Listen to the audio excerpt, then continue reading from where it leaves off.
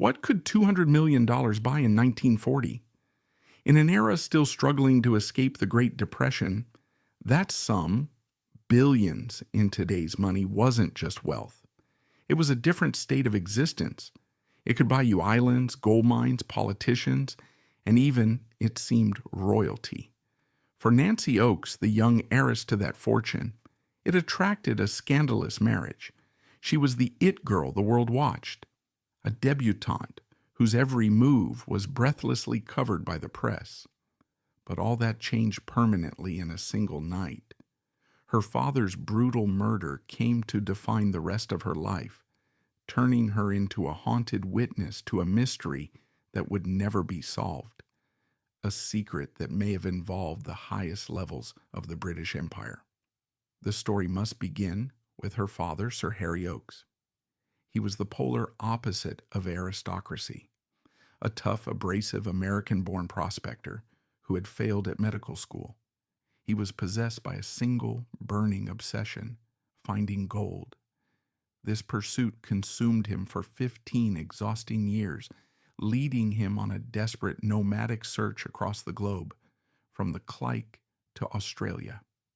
He lived on the edge of starvation, a professional failure chasing a fantasy. Then, in 1912, in the frozen wilderness of Kirkland Lake, Ontario, he found it. Against all expert advice, he stumbled upon the Lakeshore Mine, one of the richest gold discoveries in the Western Hemisphere, dubbed the Mile of Gold. Oakes, the 15-year failure, became almost overnight one of the richest men in the world. But this new money didn't refine him. It just made him a louder, more powerful, and notoriously cheap version of the abrasive prospector he always was. Oakes was possessed by a second great obsession, holding on to his money. He despised taxes, viewing them as personal theft. He fled his native U.S. for Canada to find a lower tax burden. But when Canada raised taxes to fund the coming war effort in the 1930s, Oakes was furious. He packed up his family and his massive fortune and fled again, landing in Nassau, the Bahamas, a sleepy colonial backwater that had one irresistible feature: zero income tax. Oakes didn't just move to the Bahamas, he bought it. His $200 million fortune dwarfed the island's entire economy. Sir Harry, made a baronet in 1939, came to own nearly a third of the main island. When he found the colony lacking, he simply built his own version, creating its first golf course, an airport, Oaksfield, and hotels, employing over half the island's population. He was, quite simply, the unelected king of the island. His word was law. This was the strange feudal kingdom that Nancy Oakes was born into on May 28, 1924. She was the eldest of 5 children. Her mother, Lady Eunice, was a quiet, long-suffering Australian woman who had met Harry during his prospecting days. She was completely eclipsed by her husband's volcanic personality. Her father, Sir Harry, was the center of their universe. He was a domestic tyrant. He controlled every aspect of his family's life, just as he controlled his business empire. He adored his daughter in his own suffocating, proprietary way. Nancy's childhood was a rootless, nomadic existence, a blur of unimaginable luxury. She was educated at the most exclusive and expensive finishing schools: Heathfield in Ascot, England, Fermata in South Carolina, the French School for Girls in New York. She was groomed for one purpose: to be the perfect heiress, to carry the Oakes name, and to eventually marry a title, uniting her family's new money dynasty with old-world aristocracy. But Nancy was her father's daughter. She had his iron will, his stubbornness, and his deep rebellious streak. The more her father tried to control her, to mold her into a docile society princess, the more she pushed back. And on this tiny, sun-drenched island, there was another, even more powerful figure: Sir Harry's close friend and the governor of the Bahamas, the Duke of Windsor. This was the former King Edward VIII of England. In 1936, he had famously abdicated the British throne to marry Wallis Simpson, a twice-divorced American socialite. It was the scandal of the century. The couple, now the Duke and Duchess of Windsor, were effectively exiled from Britain. In 1940, as war raged in Europe, they were sent to the Bahamas. The governorship was a painfully transparent demotion, a way to get the controversial couple out of the way.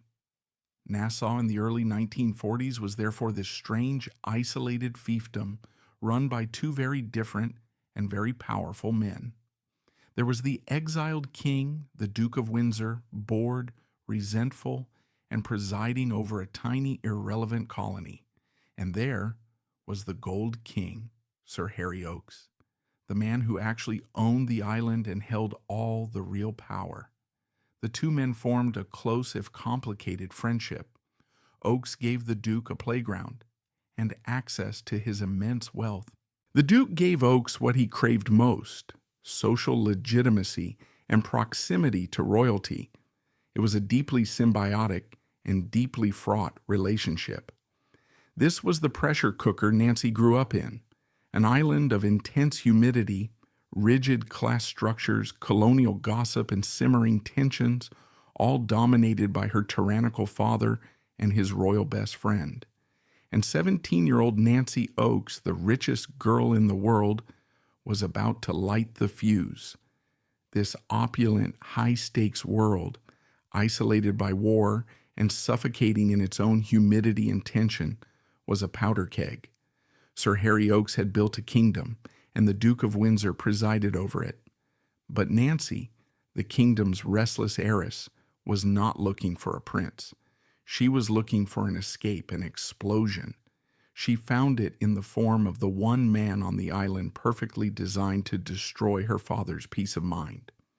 In 1942, as the world was consumed by war, 17-year-old Nancy Oakes was living in her own gilded cage, trapped on a tiny island, suffocating under the immense gravity of her father's wealth and the iron grip of his control. She was a powder keg of rebellion, waiting for a spark. That spark had a name: Count Marie Alfred Fouquereau de Marigny. Alfred, or Fouquereau, as he was also known, was everything Sir Harry Oakes despised. He was 32 years old, impossibly handsome, and radiated a sophisticated, worldly charm that was utterly alien to the crude, rough-edged Oakes. He was a French aristocrat from the island of Mauritius, a man who possessed a legitimate title but not a single cent to his name. He was, in the truest and most professional sense of the word, a playboy. De Marigny was a world-class yachtsman, a skill that gave him entry into the highest social circles. He had drifted from one glamorous enclave to another, the Riviera, Paris, New York, living entirely off his wits, his good looks, and the generosity of the wealthy women he enchanted. He had already been married and divorced twice. His first wife was a wealthy French heiress. His second was the daughter of a prominent New York banker. Both marriages had been brief, and both had ended with de Marigny receiving a comfortable settlement, which he had, in his typical fashion, spent with astonishing speed. He had arrived in Nassau a few years earlier, quickly becoming a notorious and celebrated figure in the bored, hedonistic expatriate set. He was the man every woman wanted to dance with, and every husband kept a close eye on.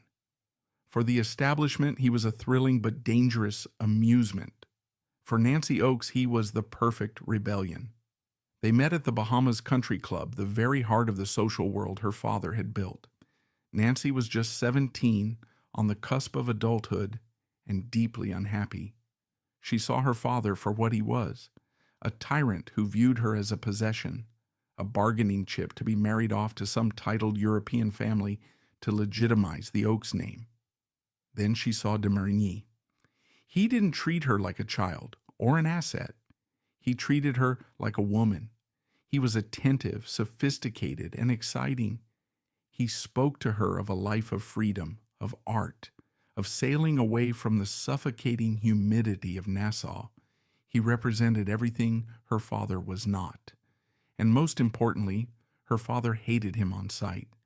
For de Marigny, the attraction was just as potent, though far more calculated. Nancy was beautiful, yes, but she was also the Oaks heiress. She was, without question, the greatest financial prize on the planet. Marrying her would be the ultimate score, a permanent end to his days of charming, his way into free dinners and borrowed yachts. The romance was immediate, reckless, and very public. Sir Harry's reaction was not just disapproval, it was a detonation of pure, volcanic rage. He saw de Marigny instantly and precisely for what he was, a parasite, a fortune hunter, a twice-divorced lounge lizard who was 14 years his daughter's senior.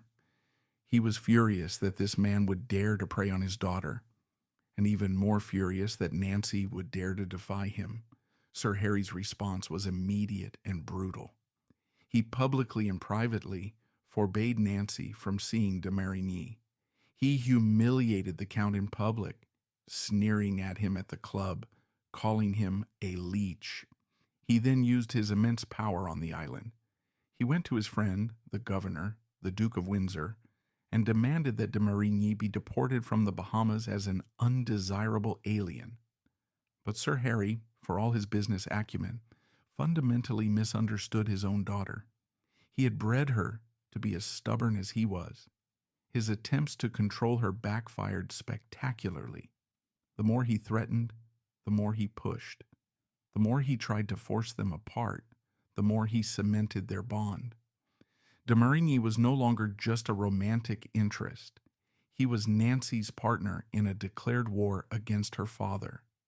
Every public slight, every shouted threat only pushed Nancy further into the arms of the one man who represented escape.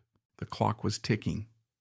Everyone on the island knew the date, May 28th, 1942, Nancy's 18th birthday, the day she would be legally free from her father's control.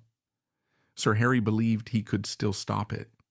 He was in the midst of frantic last-ditch efforts to have de Marigny thrown off the island before she was of age, but he was too late.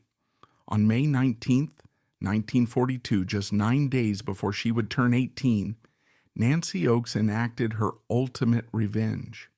Still legally a minor, she and Alfred de Marigny secretly boarded a plane, flew to New York City, and got married in a quick, quiet civil ceremony. The news hit Nassau like a thunderclap. Sir Harry Oaks was incandescent. He was not just angry, he was humiliated. His daughter, his prized heiress, had publicly defied him in the most dramatic way possible. He had lost control. In his mind, the betrayal was absolute. His retaliation was swift and total. He called his lawyers and immediately began the process of disinheriting her. He cut her off from her allowance, ensuring that while she was now Countess de Marigny, she was as broke as her new husband. He declared her dead to him. The father-daughter relationship, already strained to the breaking point, was completely and irrevocably shattered. A few weeks later, the couple did the most audacious thing possible. They returned to Nassau. They were, after all, legally married. De Marigny, as the husband of a British subject, could no longer be easily deported. Their return began a year of unbearable social tension. Nancy and her new husband were now total pariahs. They were banished from Westbourne, the opulent Oaks family compound. They were shunned by the respectable society that revolved around Sir Harry and the Duke of Windsor. Lady Eunice and Nancy's siblings were forbidden from speaking to her. They lived in a small rented house called the Boathouse, a stark and humiliating contrast to the palaces Nancy was used to. De Marigny, who had dreamed of inheriting a mountain of gold, was now married to an heiress who had nothing. They were living on borrowed money, and the small sums Nancy could get from selling her jewelry. The rebellious 17-year-old was now an exiled 18-year-old, trapped on the same tiny island, isolated, defiant, and caught in a silent, toxic standoff with the man who was still the most powerful king on the island. This was the state of play for just over a year. Nancy, the defiant wife, de Marigny, the frustrated and deeply indebted husband, and Sir Harry Oakes, the 68-year-old king, fuming, working, and making enemies. Then came the night of July 7th, 1943. A violent tropical thunderstorm raged over Nassau. The wind howled and the rain lashed the island so hard it was like a solid wall of water. The thunder was so loud it shook the houses. It was the perfect night for a murder, a storm that would drown out any scream, any sound of violence. At Westbourne, Sir Harry Oakes's sprawling estate, the billionaire had dinner. He was in a foul mood, complaining about his taxes and his son-in-law. With him was a friend and business associate, Harold Christie. Christie was a major figure in his own right, a powerful Bahamian real estate developer and politician. He and Oakes were involved in massive, complex financial deals. According to Christie's later testimony, the two men had a quiet evening. Christie would claim that he left the estate around 11:30 p.m. to drive to his own home in the storm. But this was the first of many lies and inconsistencies. In reality, Christie stayed the night in a guest room at Westbourne, just down the hall from Sir Harry's own bedroom. Sir Harry, a notoriously poor sleeper who was paranoid about security, retired to his bedroom. He locked the door from the inside as he always did. The storm raged all night. The next morning, July 8th, Harold Christie awoke. He went to wake his friend for a planned fishing trip. He found Sir Harry's bedroom door still locked. He knocked and there was no answer. Finally concerned, he managed to get the door open. His story on how he did this would change multiple times, from breaking it down to climbing through a window to having a key. He was met with a scene from a charnel house. The room was filled with thick, acrid smoke. The air was heavy with the smell of burnt flesh and gasoline. The mosquito netting that had draped the bed was gone, burned away to ash. And in the bed, soaked in blood, lay the body of Sir Harry Oakes. This was no natural death. It was not a robbery. It was a murder of savage, almost ritualistic brutality. Oakes had been bludgeoned 4 times in the head, just above the left ear. The weapon was a heavy, triangular spiked object, something like a mining pick or a specialized marine tool, which had punched clean through his skull. The wounds were precise, arranged in a small, tight L shape. The killer, or killers, had then attempted to obliterate the evidence. They had poured gasoline or insecticide over the corpse in the bed. They had ripped open a feather pillow and scattered the feathers all over Sir Harry's bloody, burned body. A bizarre, symbolic detail that has fueled speculation for 80 years. Was it a sign of contempt? A voodoo ritual? They had then set the body on fire. But the fire, miraculously, had failed. Either the intense humidity, the lack of oxygen in the sealed room, or simple luck had caused the fire to smolder and burn itself out, rather than consuming the room and the house. It had preserved the corpse and the crime scene in a macabre state. The king of the Bahamas was dead. The island went into an immediate, terrified lockdown. The news flashed across the telegraph wires to London, New York, and Toronto. The world was stunned. In the middle of a global war, one of the richest and most powerful men on earth had been slaughtered in his bed, in his own fortress. Who would dare? Who could possibly have done it? The discovery at Westbourne was not just a family tragedy. It was a political crisis. The island's untouchable king had been slaughtered, and the colony's governor, the Duke of Windsor, was now under unimaginable pressure. The global press was already spinning up. An answer was needed and fast. But the actions the Duke took in the next few crucial hours would not lead to justice.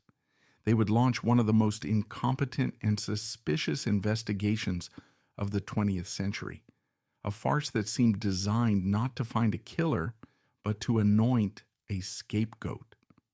The murder of Sir Harry Oakes sent an immediate shockwave of panic across the small, claustrophobic island of Nassau. It was not just a crime, it was an act of sacrilege. The king was dead. The man who was the island's bank, its largest employer, and its unassailable fortress of power had been slaughtered in his own locked bedroom. If Oakes wasn't safe, nobody was. The news reached the governor's mansion, the residence of the Duke and Duchess of Windsor, almost immediately. The Duke, the exiled former King of England, understood the implications instantly. This wasn't just a local police matter. A brutal, unsolved murder of the colony's most prominent citizen, a personal friend, would be a global scandal. It would be a catastrophe for the island's reputation as a safe haven for the ultra-wealthy, and it would be a profound embarrassment for his own governorship. The Duke of Windsor took personal charge, and in this first critical moment he made a decision that has fueled conspiracy theories for 80 years. The Bahamas, as a British Crown colony, had a clear protocol for a crime of this magnitude. Call Scotland Yard. The finest, most experienced detectives in the world would be on a plane from London. Failing that, given the proximity to the United States and the wartime travel restrictions, a call to J. Edgar Hoover at the FBI would have brought highly trained federal agents. The Duke did neither. Instead, he placed a call to Miami, Florida. He didn't even call the head of the Miami Police Department. He called two detectives he knew personally, Captain James Barker and Captain Edward Melchin. This decision was and remains baffling. Barker and Melchin were not seasoned homicide investigators. They were, in fact, famously inept. Their primary expertise was running security for visiting VIPs like the Duke himself.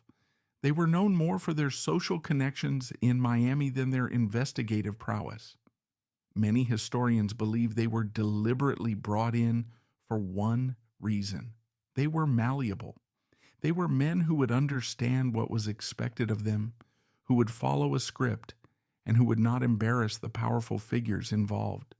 They were brought in to manage the situation, not necessarily to solve it. They arrived from Miami by seaplane, landing in Nassau Harbor like Hollywood detectives, and immediately began a master class in how to destroy a crime scene. Westbourne, the Oakes mansion, was in chaos. The local police, overwhelmed and starstruck by the victim's status, had already allowed dozens of people to traipse through the estate. But when Barker and Melchin arrived, the farce truly began. They entered Sir Harry's bedroom, the single most important square footage in the entire colony, and treated it with stunning incompetence. They handled evidence without gloves. They touched the walls, the furniture, and the bed. They contaminated surfaces, obliterating any potential fingerprints left by the real killer. But their most egregious act, the one that would become the linchpin of the entire case, was their fingerprinting. The art of lifting latent fingerprints in the 1940s, especially in a humid, smoke-filled room, was a delicate, expert craft. Barker and Melchin attacked the room with brushes and clouds of black powder. The local Bahamian police chief, a man who actually had some training, watched in horror. He later testified that Barker was splashing powder everywhere in a manner that would destroy more prints than it would ever raise. It was a complete and total catastrophe. But Barker and Melchin were not there to be meticulous. They were there to find a suspect, and the pressure was immense. The Duke of Windsor wanted an arrest, and he wanted it now. The world's media was descending on Nassau. The murder was front-page news from London to Sydney. It was the crime of the century. They needed a scapegoat. And there, sitting in plain sight, was the perfect one, Count Alfred de Marigny. He had every motive in the book. He was the penniless playboy son-in-law. He despised Sir Harry, and the feeling was mutual. The entire island knew of their toxic year-long feud. Sir Harry had tried to have him deported. He had cut Nancy off without a cent. De Marigny, in the eyes of the police and the establishment, was a hot-tempered, arrogant fortune hunter who had just seen his path to the Oak's fortune permanently blocked. Perhaps, they reasoned, he snapped, or perhaps he believed that with Sir Harry dead, his wife Nancy would finally inherit her share, and his money problems would be over. The investigation, such as it was, immediately pivoted. It was no longer a search for a killer. It was a mission to pin the crime on Alfred de Marigny. The police questioned him, and de Marigny, ever his own worst enemy, was arrogant, flippant, and uncooperative. When asked to provide an alibi for the night of the murder, he gave a disastrously vague answer. He claimed he had been at a dinner party at a friend's house and then had driven home to his wife, Nancy. He had checked on her, he said, but she was asleep, and he had then read a book before going to sleep himself. It was a weak alibi, and his dismissive attitude only convinced the police he was their man. They just needed the evidence. And on July 9th, just 48 hours after the murder, Captain Barker announced he had found it. It was a single damning fingerprint. Barker claimed he had lifted it from a Chinese-style wooden screen near Sir Harry's bed. The screen was an object that de Marigny, who had been banished from the house for over a year, would have had absolutely no innocent reason to touch. And the print, Barker announced, was a perfect match for Count Alfred de Marigny's left little finger. For the police and the Duke, this was it, the smoking gun. It was clean, simple, and conclusive. The reality, which would later be exposed, was far more sinister. The print was indeed de Marigny's, but it had almost certainly not come from that screen. It was too clean, too perfect, too whole.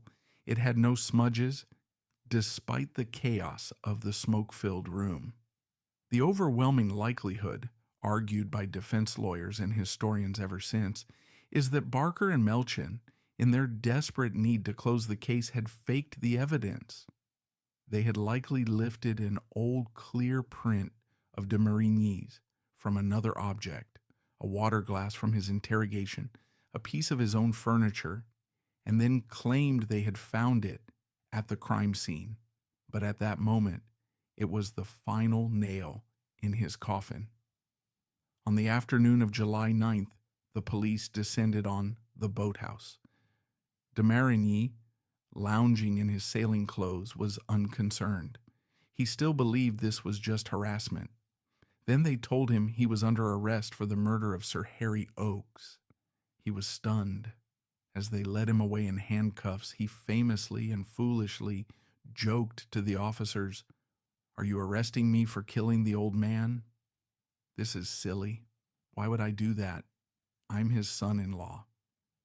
This flippant remark would be used against him as the cold, callous quip of a killer. For 19-year-old Nancy, the world had imploded. She was in the United States, staying in Bar Harbor, Maine, when she received the news. The first cable was that her father was dead. It was a profound shock, a complex mix of grief for the father she had once adored, and a strange, guilty relief that the man who had oppressed her was gone. Then came the second cable, hours later. Her husband, Alfred de Marigny, had been arrested for the murder. The entire world collapsed. This was an impossible Shakespearean nightmare. Her father was murdered. Her husband was the accused. And her own family, her grieving mother, Lady Eunice, her brothers, and her sister, were united in their belief. They were convinced that de Marigny, the man they all despised, was guilty. Nancy, the young heiress, was now completely isolated. The press, which had once fawned over her as the it girl, now painted her as the tragic, foolish child bride of a monster. She was trapped between the two central figures of her life, the father she had defied and the husband she had defied him for. The trial of the century was set for October 1943. The entire global media machine descended on the tiny, sweltering island of Nassau.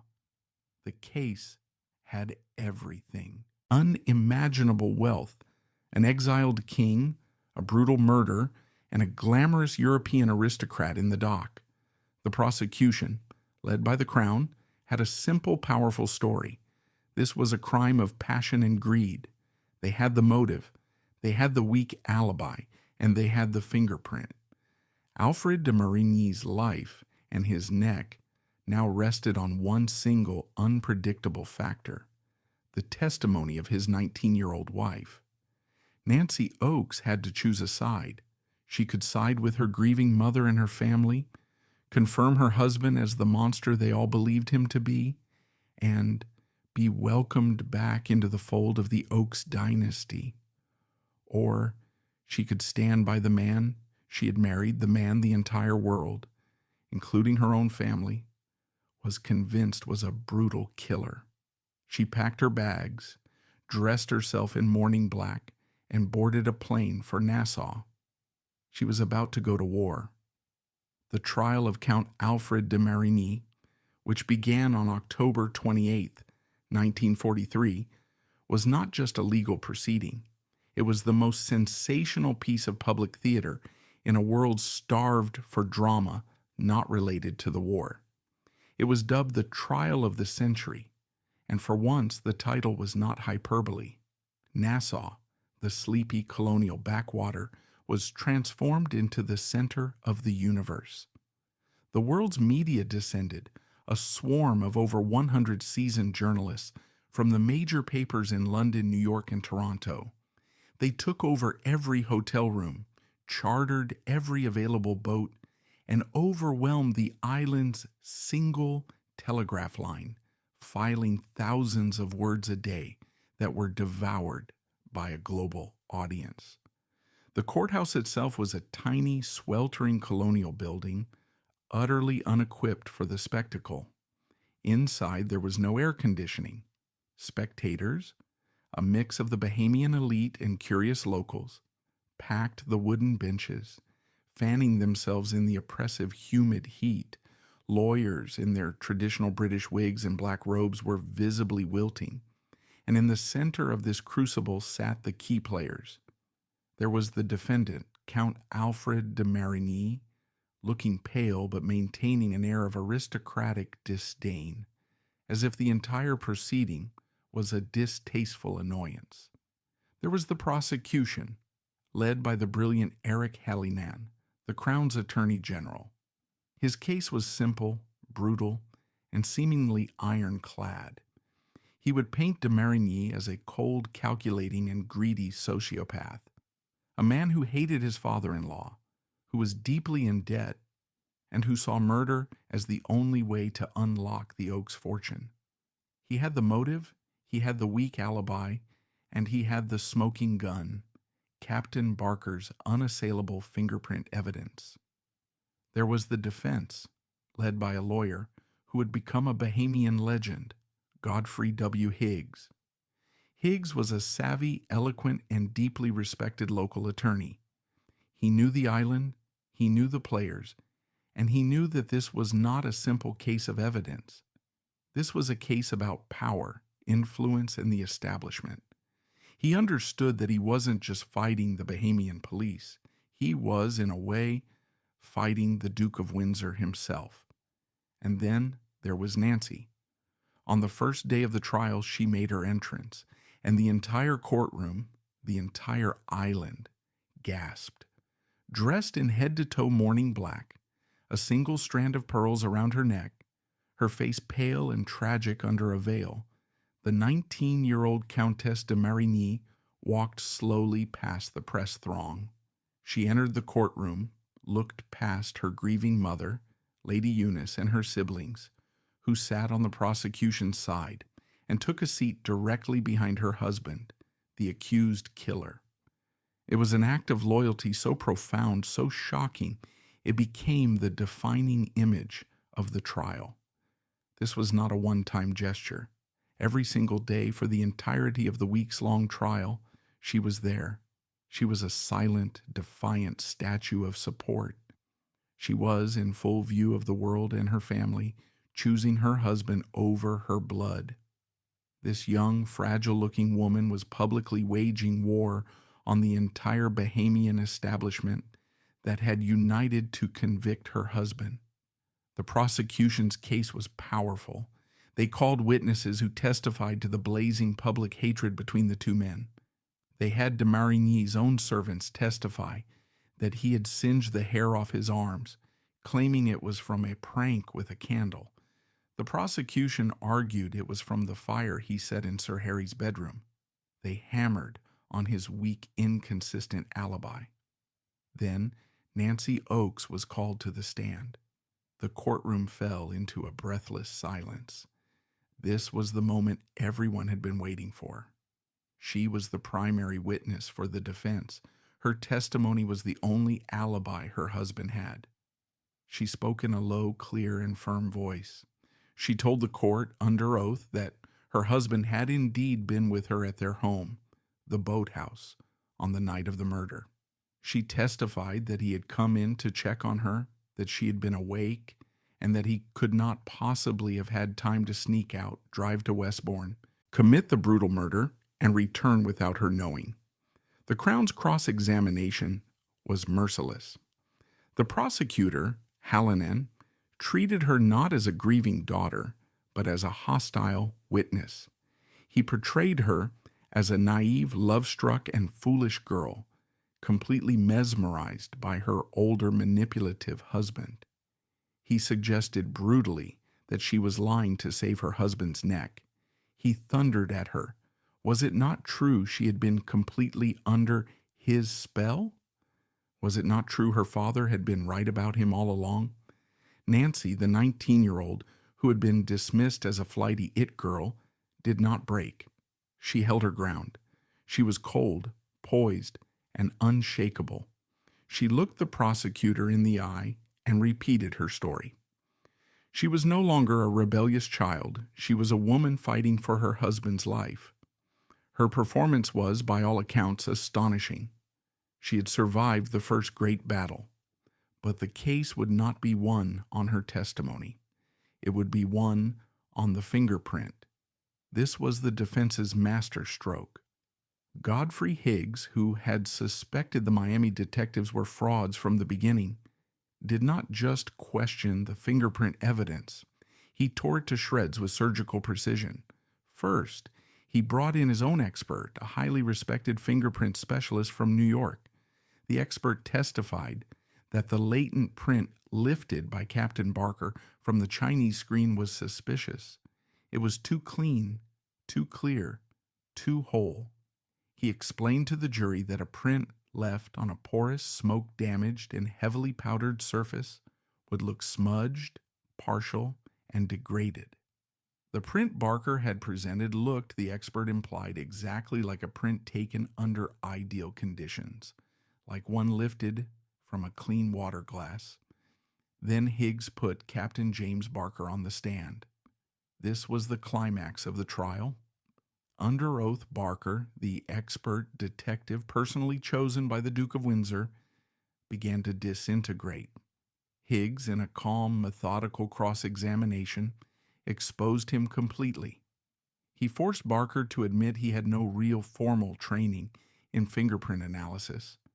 He had attended a lecture but was not a certified expert. He forced Barker to admit that he and Captain Melchin had in fact handled a water glass that de Marigny had drunk from during his interrogation, before they had supposedly found the print on the screen. He trapped Barker in a web of his own lies. Barker's testimony about where exactly on the screen he found the print and how he lifted it was inconsistent and vague. He became flustered, angry, and defensive. The local Bahamian police chief then testified for the defense, stating that Barker's methods at the crime scene were unprofessional, clumsy, and destructive. By the time Higgs was finished, the prosecution's entire case was in ruins. He had not just cast reasonable doubt, he had painted a vivid, horrifying picture of a frame-up. He had shown the jury that it was not only possible but probable that the Miami detectives, in their bungling incompetence, or, more sinisterly, in their desperation to please their powerful employers, had faked the single most important piece of evidence. They had lifted an old print of de Marigny's and planted it at the crime scene to secure a quick conviction. The smoking gun was a fraud. On November 11th, 1943, after a trial that had held the world captive, the case went to the all-male jury.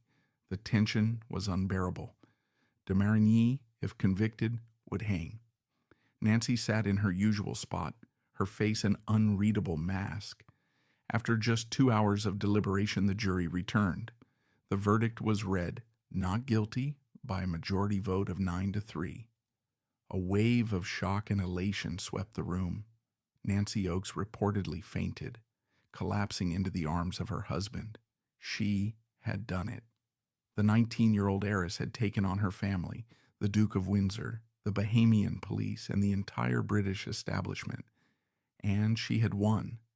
She had saved her husband. It was a stunning total victory. But the victory almost immediately soured.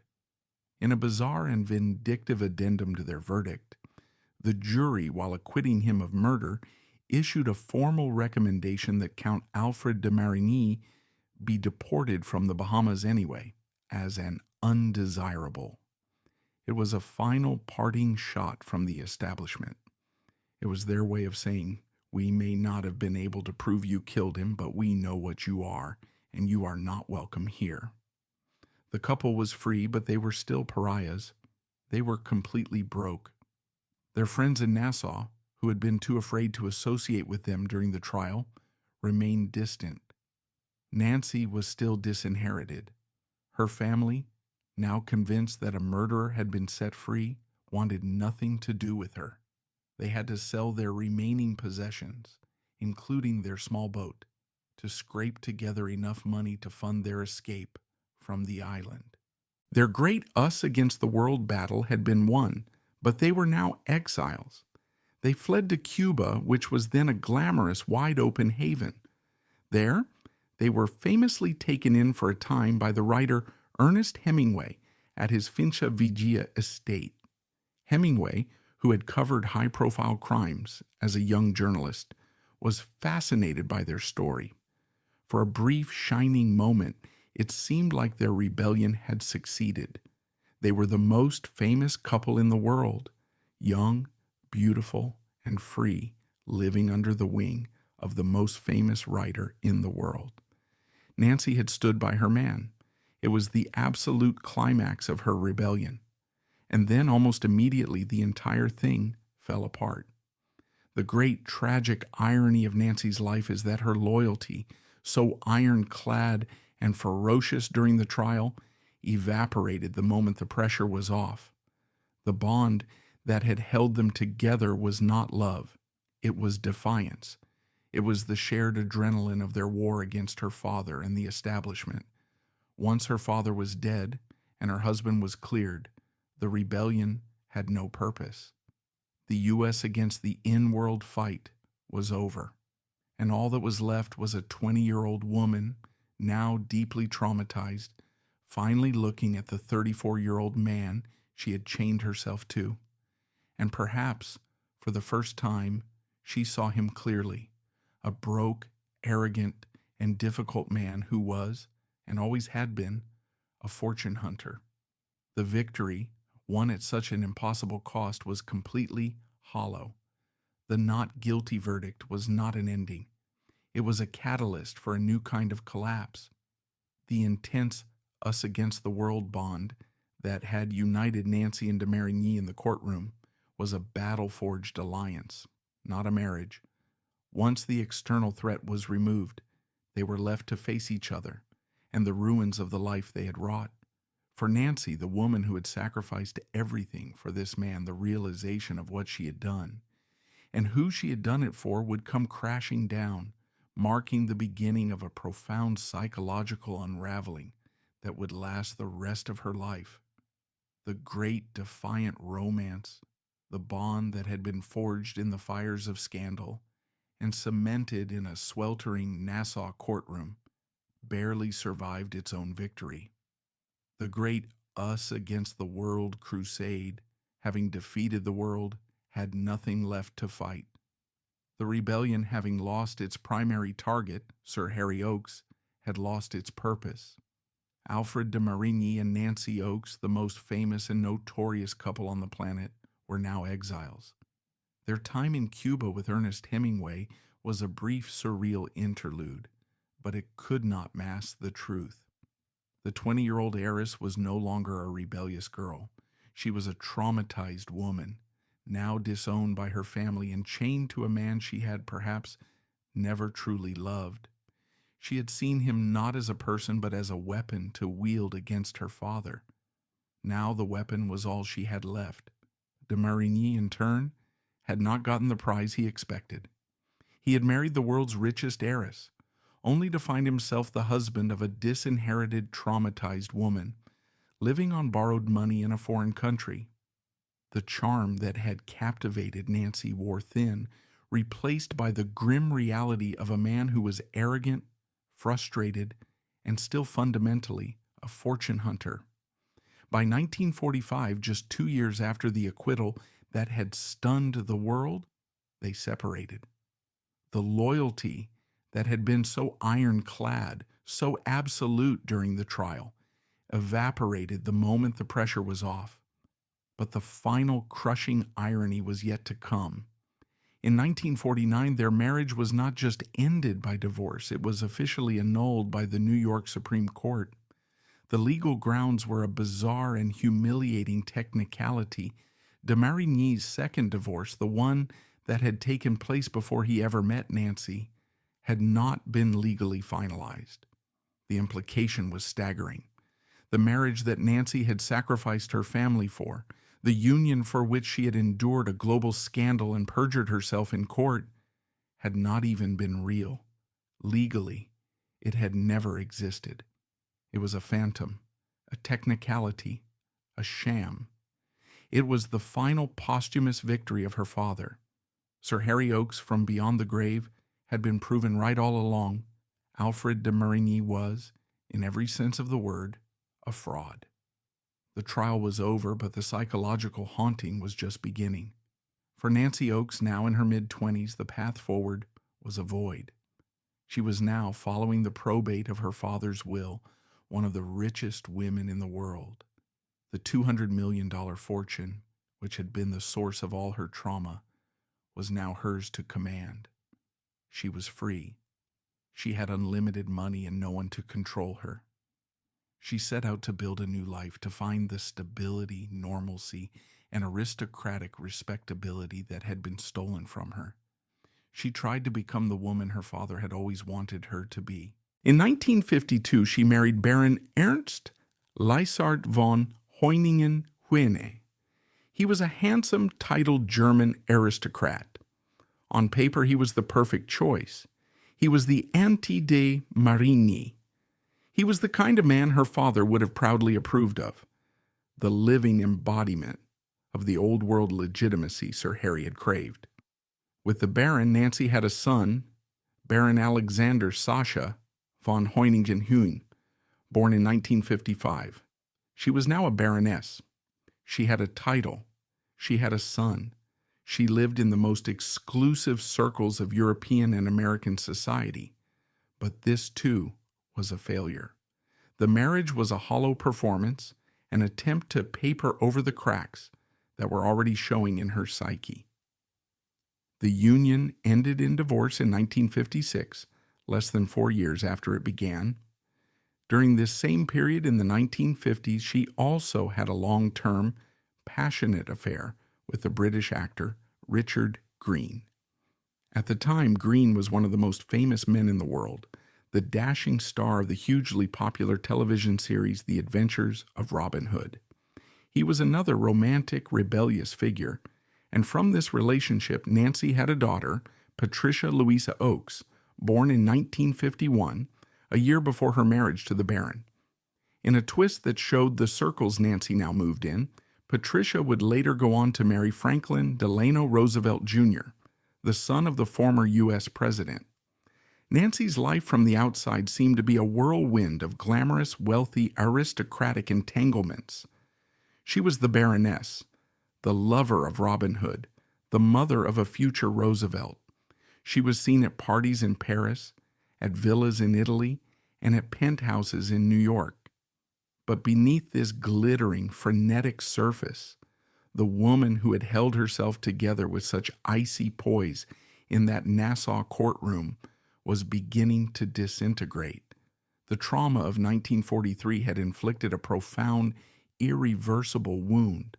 The murder, the trial, the family schism, the global humiliation, and the final bizarre betrayal of her marriage's annulment had combined to form a perfect psychological storm. The ordeal, and perhaps a genetic predisposition, triggered a severe and catastrophic decline in her mental health. In the 1950s, Nancy Oakes, the original It Girl, was diagnosed with severe schizophrenia. Her fortune, which could buy her anything in the world, could not buy her peace. Instead, it was weaponized against her own mind. She became a patient in the brutal psychiatric system of the mid-20th century. The richest woman in the world spent the next several decades in and out of the world's most expensive private hospitals in both Europe and the United States.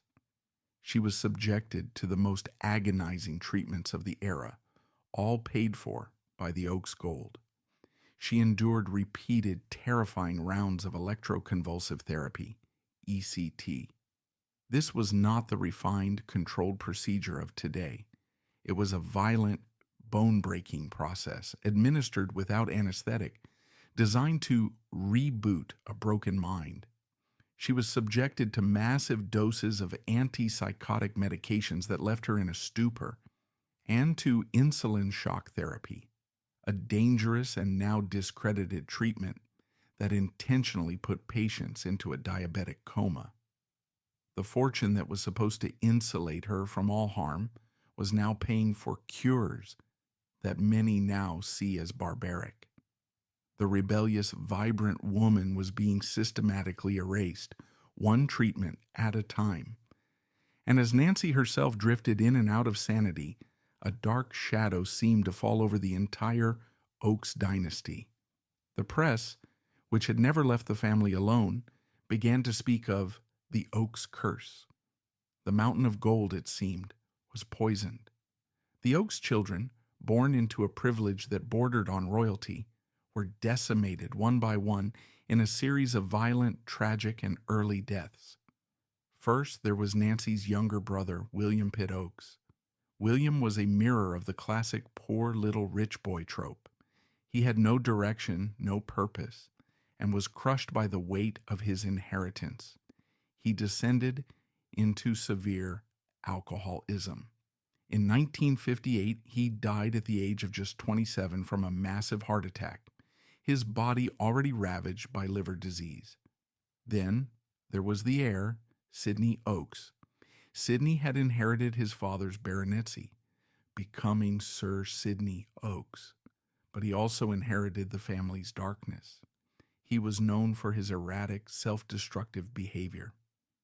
In 1966, in an event that shocked society, Sir Sidney survived a suicide attempt after shooting himself in the stomach. His recovery, however, was brief. Just a few months later, still in 1966, the 39-year-old was driving his high-performance sports car at a reckless speed when he mysteriously failed to take a curve, dying in a fiery, twisted wreck. Finally, there was her younger sister, Shirley Oakes. She, too, seemed unable to escape the shadow. Her life was marked by her own personal dramas, and In the 1980s, she was in a tragic accident that left her in a persistent coma.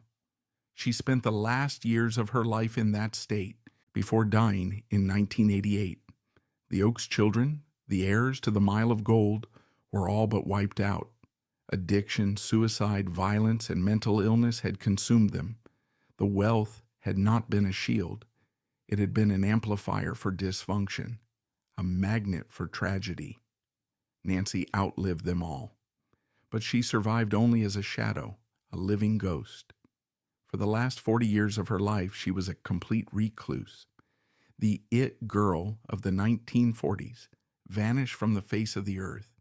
She moved between fortified homes in America and Barbados, constantly attended by a rotating team of private nurses, her vast fortune now existing for the sole purpose of managing her medication and keeping her hidden from the world. The vibrant, stubborn 19-year-old was gone. In her place was a fragile, heavily medicated and silent woman who rarely spoke and never appeared in public.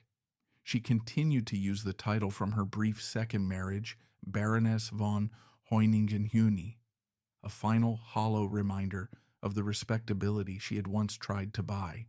She was, for all intents and purposes, a prisoner of her own mind, forever trapped in the humid, smoke-filled memory of 1943. While Nancy descended into her private mental prison, the world she left behind remained obsessed with the public mystery. Her life was destroyed by a crime that was, officially, never solved. The trial had created a permanent, gaping hole in the historical record. By exposing the frame-up, the defense had freed de Marigny, but in doing so, they had also destroyed any chance of finding the real killer. This vacuum of truth was immediately filled with rampant, dark, and compelling theories that, much like the trauma itself, would haunt the Oaks' legacy forever. The acquittal of Alfred de Marigny did not bring justice, and it did not bring peace. It did not answer the single screaming question that would echo for the next 80 years. If he didn't do it, who did? The verdict was not a declaration of innocence. It was a condemnation of the investigation. The jury had simply agreed that the prosecution, through its reliance on faked and fraudulent evidence, had failed to prove its case. De Marigny walked free, but the murder of Sir Harry Oaks was now, officially, a gaping hole at the center of the 20th century's greatest mystery. For Nancy Oaks, this was the final, most devastating blow. She had won her husband's freedom, but in doing so, she had lost the truth forever. The botched investigation, the frame-up, and the trial had all but guaranteed that the real killer would never be found. The case was now too toxic, too compromised, for any real justice to be sought. She would live for 62 more years, her mind and her life slowly disintegrating, and she would go to her grave without ever knowing who so brutally murdered her father on that stormy July night. This uncertainty was its own special kind of torture, a psychological prison from which her $200 million fortune offered no escape. The controversy, the debates, and the historical arguments remain as heated today as they were in 1943. The list of suspects and the powerful theories behind their motives reads like a cast of characters from a dark tropical noir. The simplest theory is often the most compelling. Alfred de Marigny did do it. He had the motive in abundance. He was a man consumed by pride, and his father-in-law had publicly, systematically, and gleefully humiliated him. Sir Harry had called him a leech and a parasite. He had tried to have him deported. He had cut off his wife, Nancy, ensuring that de Marigny, who had married for money, would not see a single cent. For a man like de Marigny, this was an intolerable offense. He had the opportunity.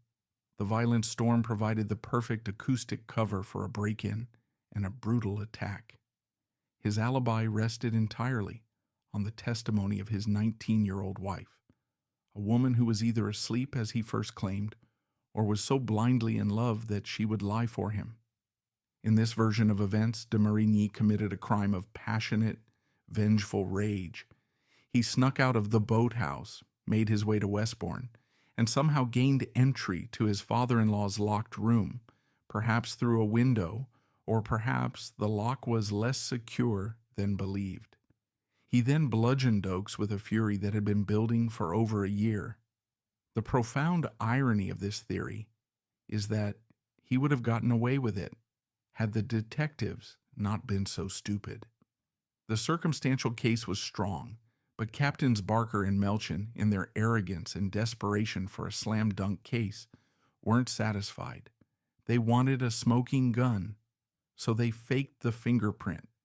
In doing so, they inadvertently handed the brilliant defense attorney Godfrey Higgs the very tool he needed to get de Marigny acquitted. The trial ceased to be about the murder of Harry Oakes and instead became about the corruption of the Miami police.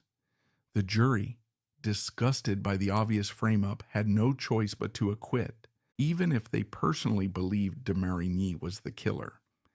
This theory also provides the most logical and most tragic explanation for Nancy's rapid separation from de Marigny.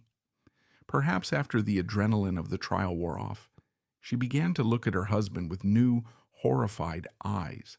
Perhaps his stories had inconsistencies she had ignored. Or perhaps, in a moment of private confession, he had even admitted it. She had saved him, but in doing so, she had saved her father's killer. The realization that she had not only lied for but saved the man who had destroyed her family would be more than enough to shatter any mind. In any murder investigation, suspicion falls heavily on the person who discovers the body. In this case, that person was Harold Christie. Christie was not just a passing friend, he was a major figure in his own right, a powerful Bahamian real estate developer and politician, and one of the Bay Street Boys, the white merchant oligarchy that effectively ran the island. He and Sir Harry Oakes were involved in massive, complex, and allegedly contentious financial deals. His story, from the very beginning, was riddled with inconsistencies. His most unbelievable claim was that he had been sleeping in a guest room just down the hall from Sir Harry's bedroom and had slept soundly through the entire ordeal. He heard nothing. He didn't hear a struggle. He didn't hear the 4 savage, skull-crushing blows. He didn't smell the gasoline. He didn't hear the crackle of the fire or smell the acrid smoke which was thick enough to fill the room. All of this during a violent thunderstorm that would have had anyone on edge. Furthermore, his story of how he got into the locked room changed. First, he claimed he broke the door down. Then he claimed he had climbed a ladder to the window. Then it was suggested he had a key all along. The motive? Money. Sir Harry was a notoriously brutal and short-tempered business partner. He was known for his volcanic rages and for threatening to ruin those who crossed him. Did he and Christie have a violent argument that night over a deal gone wrong? Did Oakes threaten Christie with financial ruin? It's possible that a desperate, enraged Christie snapped, struck Oakes, and then, in a panic, tried to cover his tracks with the fire and the feathers. As one of the most powerful men in Nassau and a close friend of the Duke of Windsor, Christie would have been in the perfect position to deflect suspicion. He could have been the first to point the finger at the island's most obvious scapegoat, the hated foreign-born son-in-law, Alfred de Marigny. The most sensational and politically explosive theory involves the Duke of Windsor himself. This theory does not necessarily suggest the Duke committed the murder, but that he was instrumental in a cover-up. The Duke's actions in the first 24 hours are for many inexplicable unless viewed as an act of containment. Why did the governor of a British Crown colony, the former King of England, pointedly bypass Scotland Yard, the finest investigative body in his own empire? Why did he not call the FBI? Why did he instead make a personal call to two second-rate, unqualified detectives from Miami? The only logical answer is that the Duke feared a real investigation. He was terrified of what a competent, independent police force like Scotland Yard might uncover. But what was he hiding? The theories are dark. Financial corruption. The Duke and Duchess were famously obsessed with money, and their royal allowance was not enough. Sir Harry Oakes, meanwhile, was notoriously involved in smuggling vast sums of his fortune out of the British Empire to avoid wartime taxes and currency controls. It has long been rumored that the Duke was using his diplomatic immunity to help Oakes move this money for a substantial cut. If an argument over these illegal transactions had led to Oakes's death, perhaps by an angry associate, a real investigation would expose the Duke's own treasonous financial dealings. The Nazi connection. This is the most sinister theory. The Duke and Duchess of Windsor were known Nazi sympathizers. They had toured Germany in 1937 as personal guests of Adolf Hitler. The British government viewed the Duke as a profound security risk, which is why he was exiled to the Bahamas, to keep him out of the way of the war. Sir Harry Oakes, a loud-mouthed, indiscreet man with his own vast international network, may have known the true extent of the Duke's sympathies. He may have known things that, if revealed, could have seen the Duke tried for treason. In either scenario, the Duke of Windsor could not risk a real investigation. He needed the case solved immediately. He brought in Barker and Melchin, two men he knew would be loyal to him, not to the law. He needed a scapegoat, and the obnoxious, penniless, and universally despised Alfred de Marigny was the perfect choice. The frame-up, in this light, was not incompetence. It was a deliberate act of state orchestrated by the Duke to protect himself. For many investigators and historians, this remains the most compelling, logical, and terrifying theory. This was not a crime of passion. It was a professional, organized crime execution. In the early 1940s, the visionary American mob boss Meyer Lansky had his eye on the Bahamas. He saw the island as a future gambling paradise, a potential offshore Las Vegas, free from the reach of the U.S. government. He had the money, the political connections, bought and paid for, and the ambition. There was only one obstacle: Sir Harry Oakes. Oakes, for all his flaws, was staunchly opposed to the mafia's vision. He had his own plan for the island, a respectable haven for his aristocratic friends. He did not want casinos, gangsters, or gambling, and, as the island's king, his influence was total. He blocked Lansky at every turn. Lansky, a man who built an empire on the principle of problem-solving, had a problem: Sir Harry Oakes. The murder in this light was a business decision. A professional hit was ordered. The killers, likely brought in from Miami, used the cover of the storm to enter the house. The ritualistic nature of the crime, the 4 precise wounds, a possible signature, the fire, the feathers, was a message. The bumbling investigation that followed was either a happy accident for the mob or, as some believe, aided by local officials and police who had already been bought by Lansky's associates. The fact that the Duke's chosen detectives were from Miami, Lansky's own backyard, has not been lost on historians. The result? The single powerful obstacle to the mafia's dream was removed. And just a few years later, the casinos that Meyer Lansky had dreamed of began to open in Nassau. The island's future was forever changed, built on the blood-soaked foundation of Sir Harry's bed. The murder of Sir Harry Oakes was more than just a family tragedy. It was the end of an era. It shattered the illusion of the Bahamas as a carefree paradise for the ultra-rich. It exposed the seedy underbelly of the colonial jet set, revealing a world of greed, corruption, backstabbing, and simmering racial tensions, all presided over by a petulant, exiled king. The trial permanently tarnished the Duke of Windsor's reputation. He was made to look foolish, inept, and at worst corrupt.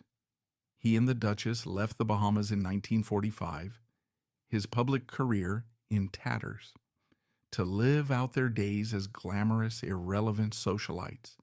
The $200 million Oaks fortune, which was supposed to insulate the family from all harm, instead acted as an accelerant for their dysfunction. It became a curse. The Oaks curse became a journalistic trope as the family was decimated by addiction, mental illness, and violent early deaths. The money didn't save them. It was the very thing that may have destroyed them. A terrifying case study in the poison of dynastic wealth. But the true, lasting significance of the story is the human cost, embodied in the ghost of Nancy Oaks. She is frozen in time, the 19-year-old in black, walking bravely, defiantly into that sweltering courthouse. She is the ultimate poor little rich girl, a trope that has fascinated us ever since. She was a woman who, for one brief, shining, and terrible moment, took control of her own destiny. She defied her tyrannical father. She married the man she chose. And when the entire British establishment, including her own family, conspired to hang him, she fought them, and she won. But the victory was hollow. The fight cost her everything. It cost her her father. It cost her her family. And ultimately, it cost her her mind. She became the living embodiment of the trauma, a ghost haunting the ruins of her own gilded life. Nancy Oaks, the Baroness von Hoyningen-Huene, died on January 16, 2005 in London. Some sources cite January 18th in Barbados, but her death certificate places her in Westminster, London. She was 80 years old. She was buried, fittingly, in Nassau on January 28th. She returned in death to the island that had been the stage for both her greatest rebellion and her catastrophic, lifelong ruin. Her life is a profound and heartbreaking lesson. It's a story about the fact that money, even a mountain of gold, cannot protect you from the deepest, darkest human tragedies. It's about the devastating, lifelong ripple effect of a single violent act. Nancy Oaks was the girl who inherited the world, but lost herself. She was given a life of infinite possibility, but was defined by a single impossible choice.